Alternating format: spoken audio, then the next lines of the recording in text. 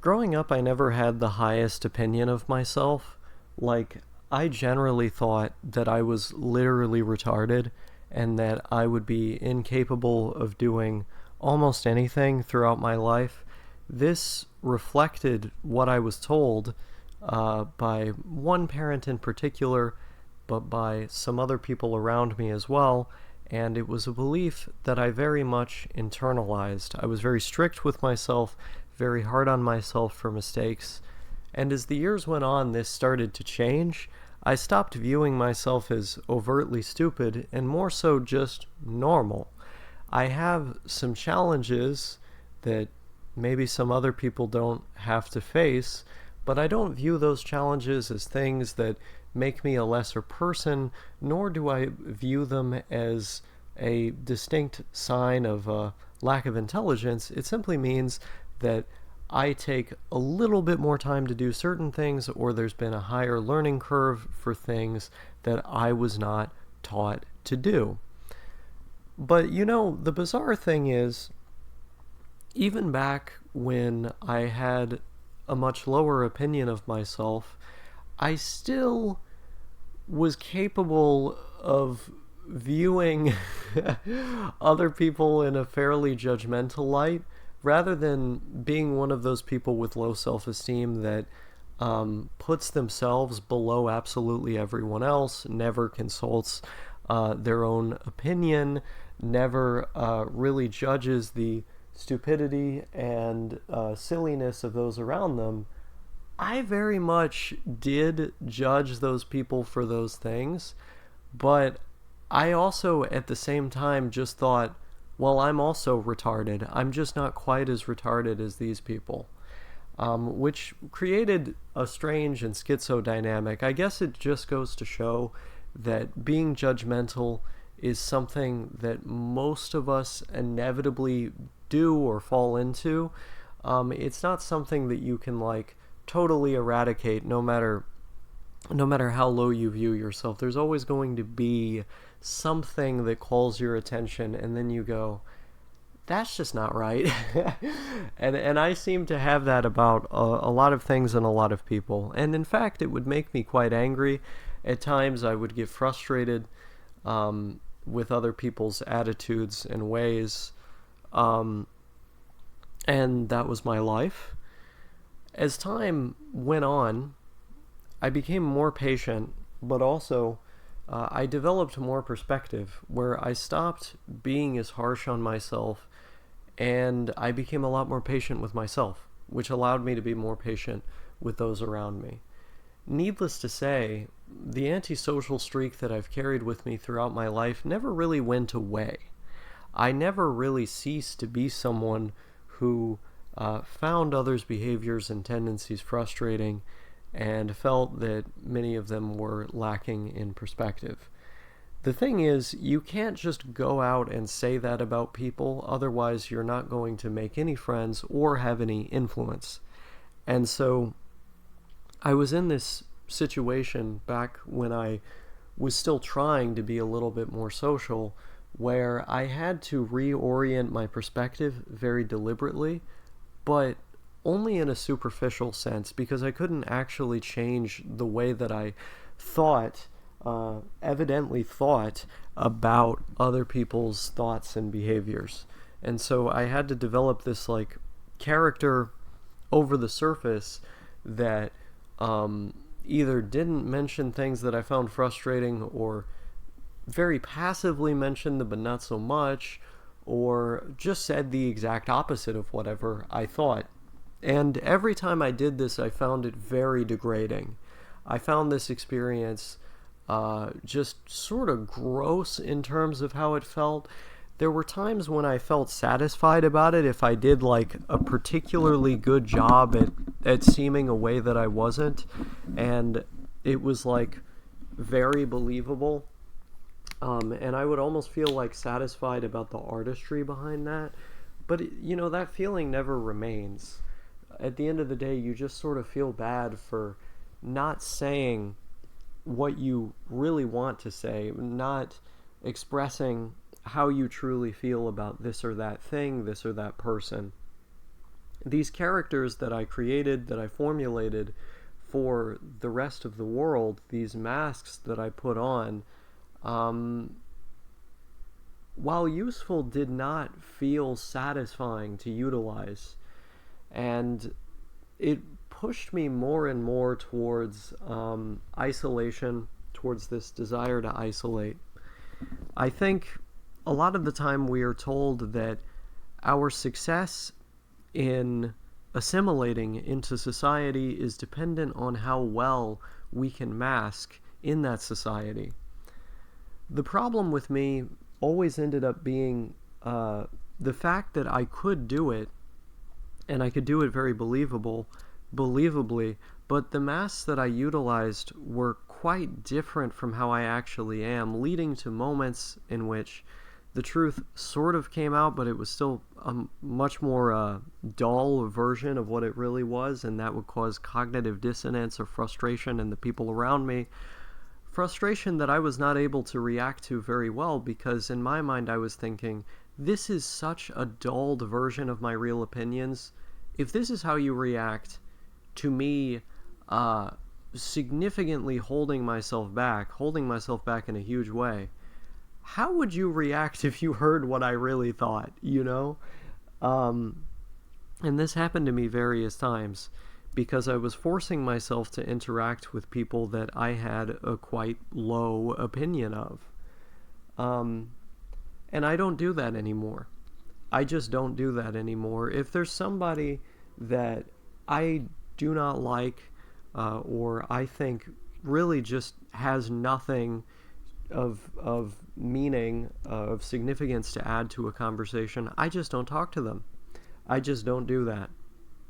I had this friend in the past that I made when I was just getting into language learning, like in a practical sense, when I wasn't just interested in the theories behind it, when I wasn't just interested in linguistics or the anthropology of language, as I have been for several years now, when I actually got into, in a consistent way, in a serious way, learning my second language, I had this friend who was obsessed with Lithuania. For a variety of reasons I won't get into as to not compromise her privacy.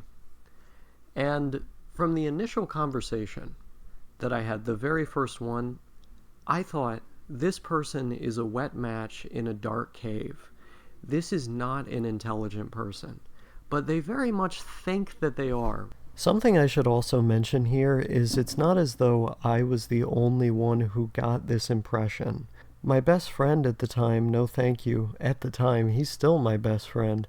My best friend, no thank you, got a similar sensation from this person, and in fact his sentiments with respect to them went even further than my own, where he denounced them in no uncertain terms that this person lacked self-awareness, that they were stupid, that they did not have the ability to really engage with these topics and to think about things in a nuanced way, that they had this very black and white, highly emotional, angry, kind of rude way of responding to everyone the moment that anyone even slightly disagrees with them.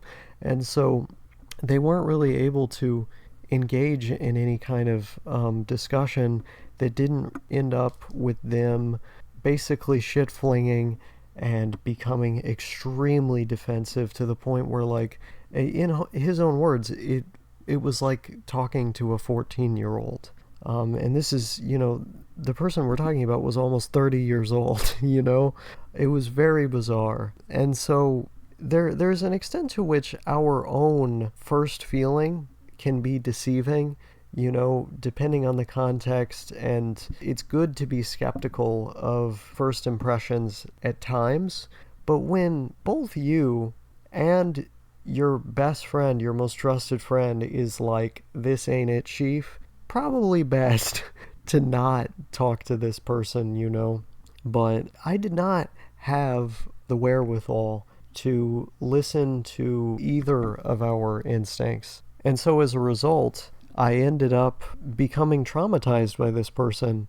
Nearly every interaction we ended up having would leave me feeling very uncomfortable, would leave me frustrated or angry if they didn't say something rude that directly made me uncomfortable. And I kept having this feeling that like I was forcing myself to talk to somebody that I really didn't like, and then making myself even more uncomfortable by betraying my sense of self and my own principles by leading this person to believe that I was someone I wasn't, by performing this persona that would be more agreeable towards this specific person that didn't actually exist. You know, it was a disguise, it was fictitious, because I wanted to be a rival to this person, because I wanted to have somebody that I was talking to every day that was inspiring me to go further in my language learning, that I very much did not like, that in many respects was like an inverted version of me, you know, one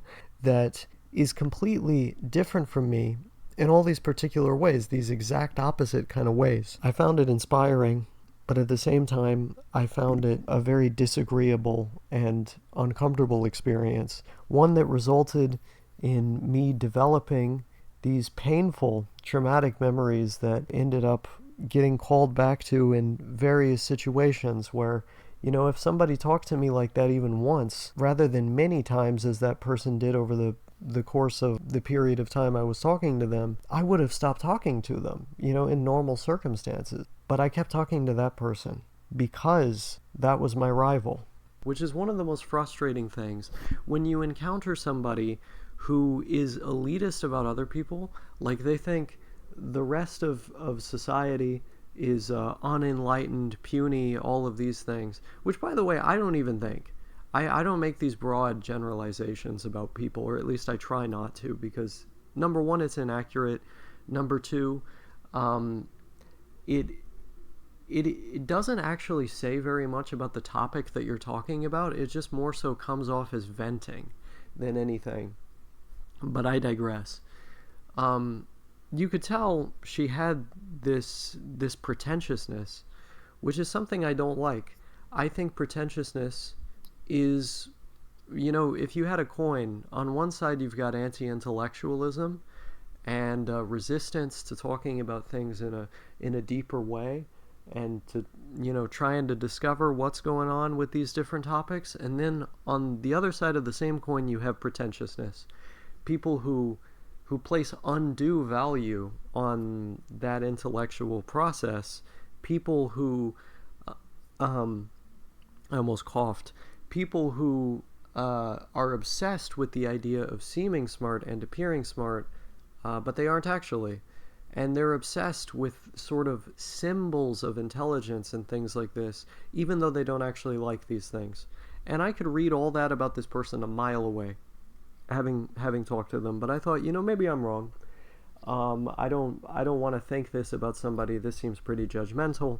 Let me get to know them better.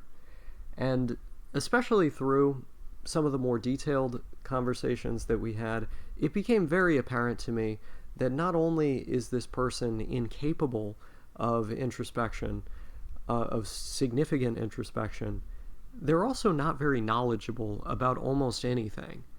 And it was very weird because this was at the same time they expressed themselves in a way that was more akin to like someone from middle school, you know, in how they would emotionally react to things in terms of like the emotional manipulation that they would use to try and make other people feel bad for expressing an opinion that was in contra to one of theirs. There were all of these things that just kept adding up and adding up that really made me feel, okay, this person is just not well. You know, this is just not a normal person. And I don't mean normal in like the pejorative sense that we often talk about in the NEET community. I mean like literally their head is not on straight. They're not playing with a full deck, which became very apparent to me, or the reason for why rather, when I learned of this person's past, the significant brain damage that they had incurred after consuming meth for over 5 years, particularly during a period of development that was quite crucial, before her brain finished developing, and that she was doing it in very high doses and with an ROA, route of administration, that is extremely neurotoxic, which is by smoking it. And moreover, incurring other forms of neurotoxicity by not sleeping enough, by not, eating all the right stuff. I mean, it was adding up and adding up over several years. And at that point, you start to get so much brain damage that, yes, after stopping, you start to heal, your brain starts to go back to normal, but never entirely. There's going to be some quite noticeable brain damage that's there forever. It's permanent. It'll affect your memory, your concentration, your emotional maturity, your abstract reasoning, your ability to engage, And, when you have somebody that was already emotionally unstable and probably not all that bright, because how do you fall into patterns of use that are that irresponsible in the first place? What you end up with is someone who had all those problems that now has them even more because they have brain damage. And so the reasons for why I disliked this person, why I found them unpleasant, why I found very little of what they had to say to be of value, became very apparent. But I wanted to continue talking to this person because they had a crucial form of insight that helped me see myself in a better light, which was the fact that despite having all this brain damage, and despite probably not being very bright from the beginning, as well as just having a lot of personality traits that, irrespective of anything to do with intelligence or being a conversation partner, are just traits that I don't like in people. Like, they just had this confluence of traits, from at least from what I could gather and from what they told me, literally for their whole life, that are just the traits of people that I would not talk to. The traits of people that I would have absolutely no interest in talking to. That I would find annoying. Somebody who had all this put together, that I viewed in such a negative light, was able to learn to fluency 2 languages that are significantly different from English, which was her native language. That they were able to learn Lithuanian and Japanese entirely on their own, and could provably work in those languages in a fluent manner. And I saw this and I thought, at the time, if this idiot can do this, I have absolutely no excuse not to learn Spanish, which is a language that many people in my country have demonstrated that they're able to learn without having any special talent, without really having a high IQ or anything, or even a very good memory. A language that, in spite of its quirks, is quite similar to English, at least insofar as the shared vocabulary and Latin roots. If this person, which lacks the consciousness to even fully be a person, could do this with 2 languages that are so distinct from English, I have absolutely no excuse. And so I managed to encounter somebody that I actually thought wasn't just stupider than me, which I already did not have a high opinion of myself. I already thought I was an idiot. Somebody who's not just stupider than me is significantly stupider than me. If they could do it, I have absolutely no excuse. This is what I thought at the time. And this was at the same time that I had another friend that was literally provably sub 100 IQ, that was like, I think she was like 90 IQ or 94 or something like that, literally below the average, right? And she knew to fluency multiple languages. And that person, I would say, is significantly smarter than this Lithuania fan, just to be clear here. But um, I was looking at this, and then I was thinking about, look at Africa. Certain countries in Africa where the average IQ is literally below 80. In certain sub-Saharan African countries, those people are speaking in English, they're speaking in French, they're speaking, a little Arabic, and then the multiple tongues that are around them from other tribes, and they're doing just fine because of exposure, because of input, because that's the society they live in. So I have absolutely no excuse. I was putting all of this together in my head, and it talking to this person was helping me put all this together in my head. Goddamn, I really have to drink this water. And I thought, I have no excuse. And so I started to believe in the process more. This was at the same time that I was reviewing some studies about certain tactics, certain methods to improve in the process of language acquisition. And I was putting all this together, and I was like, I have to put myself in this world. I just have to go do it, And I was talking to that person regularly as a form of inspiration, because I would hear her struggle to express herself in her native language when it came to, a deeper topic that I could handle very well, or just generally being emotionally immature and lacking in really any perspective. And I would then see her, be able to talk about her process and what she was doing. And I was like, there's no excuse here. So I had regular reminders of the fact that there was no excuse. And I also, had this competition going, because here was somebody that I felt I had no excuse but to outdo. I had to outdo this person. I had to do more than them. And then the fact that I was saying that was getting, that I was doing a lot was getting them to do more as well. And so we just kept going like this, and it was helping me quite a lot to be consistent at a time when I was just starting out, when I was first developing the habit, to be consistent in the process of learning. And I managed to do it. I managed to do it to the point where that process, that routine became second nature to me. And now I do it every day with no problems, to the point where if I didn't do it, it would feel wrong. It wouldn't feel right. I'd feel all strange if I didn't engage in my routine.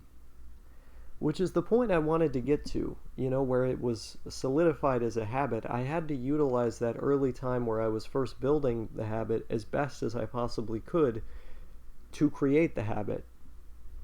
And I had to have these various motivators and things that I was putting myself through in order to stay consistent until it got solidified as a habit in that way.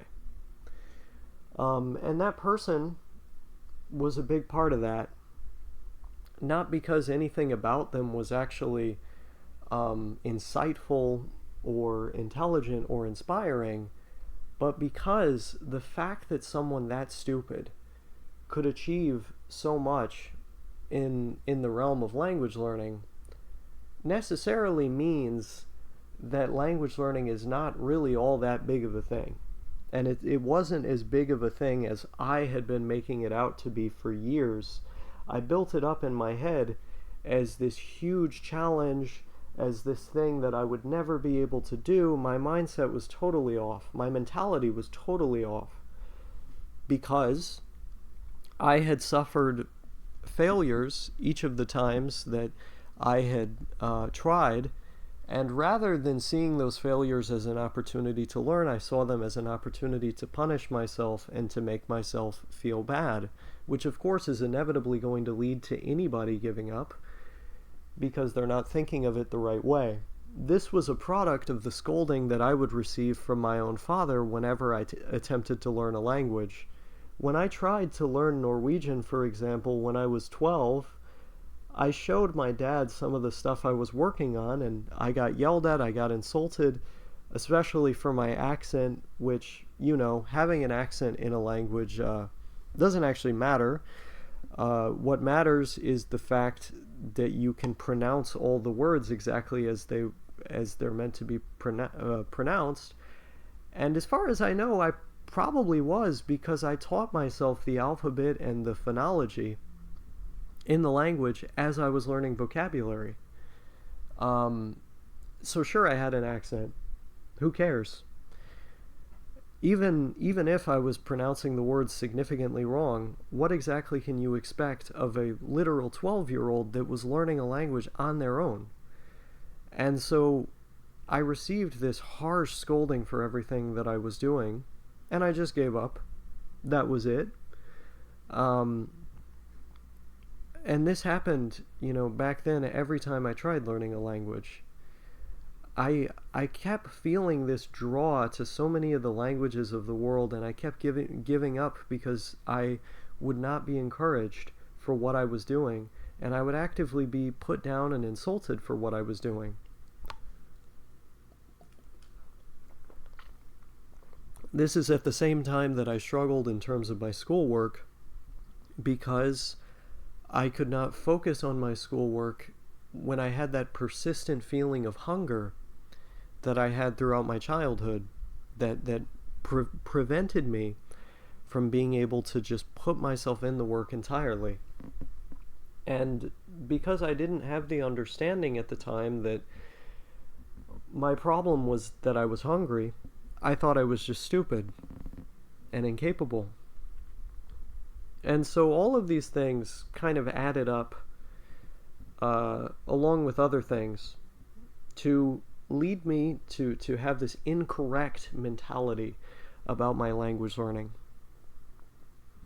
But here I was in adulthood, at a time when my mindset towards studying in general had already changed because I got older, I developed more perspective, I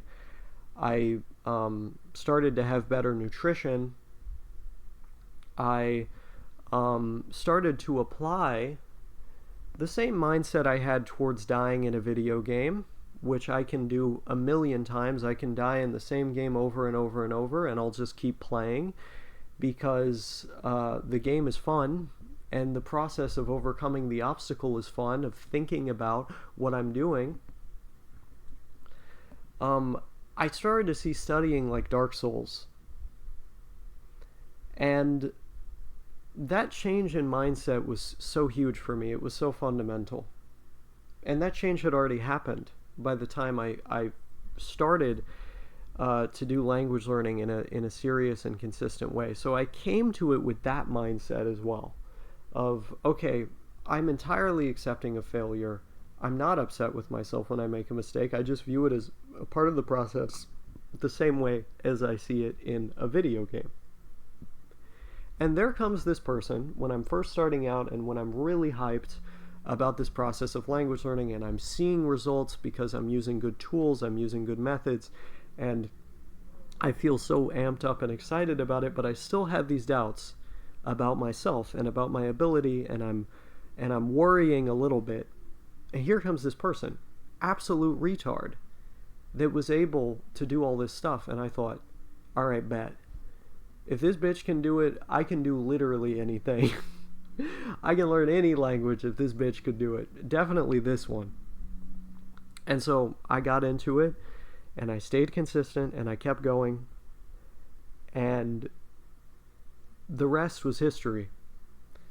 Now, I would say that I can communicate on a good day, verbally, at about a low B2 if not a higher B1 when I'm actually speaking. So B1 is lower intermediate, B2 is higher intermediate.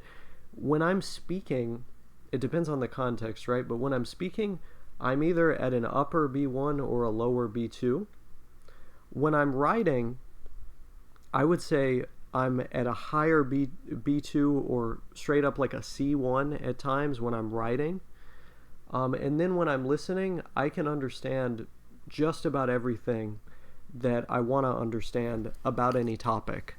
You know, there are some words related to specific things that I don't necessarily have knowledge of. Like if you put on a video about fishing or something and I had to learn all the words related to the tools they use, it would take me a lot, you know, because I don't know those words. But topics related to tech, to politics, now to psychology, and to daily life things, I do super, super well in terms of listening. I mean, I was just reading that book, you know, the Spanish translation of Enjoying Ourselves to Death by Neil Postman, which is a philosophy book, you know. I watch a lot of content about philosophy in the language, and I don't find it difficult to understand. And so I rate myself at different levels depending on the actual individual ability we're talking about in the language. Whether or not that means I'm fluent, I don't know. I don't know what fluency means, but that's not what's important to me. Nor is actually showing off the ability, although that is fun. Of course, it feels good to demonstrate the product of your labor. But what matters the most to me is consuming content that I want to consume and not having to translate in my head, not having to think about it. And I can do that. Because I can do that, I feel perfectly fine, you know? Not just perfectly fine, I feel really good. And it's what I'm going to do in other languages now, too. And, you know, the longer I go, the more I keep practicing, you know, talking to friends in Spanish, consuming content, and practicing and studying, the more I will know until eventually I get to that full-on, like in all areas, C1, C2, as advanced as you can possibly go, which is the ultimate goal, you know? And I see myself getting there. I feel it. I feel it on the horizon. And I can see myself getting there in other languages as well. It just as long as I just keep going. And that's the beautiful thing about all this, you know? Anybody can do it. Literally anybody can do it. You know, even somebody who's not all that bright, such as myself, even somebody who is very much not bright, such as that person, absolutely anybody can do it. And so, that's where we are. That's where we find ourselves.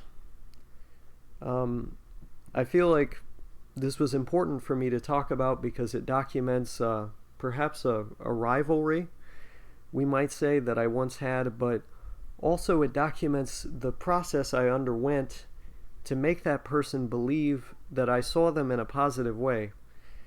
And the kind of disgust I had with myself for creating that image in the first place, for putting on that character.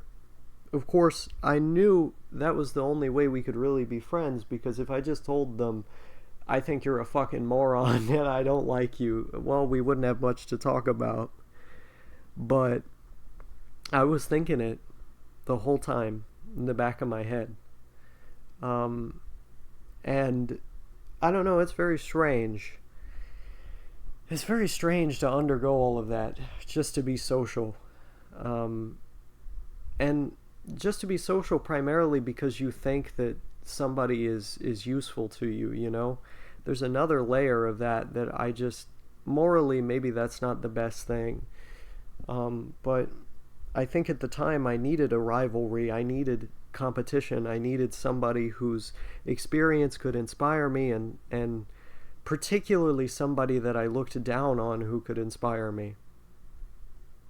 Um, and ultimately, that is inexorable, I think is the word, part of, basically it's an unattachable part, un, un, unattachable. Basically, you cannot remove that aspect of this story and still end up with the same outcome.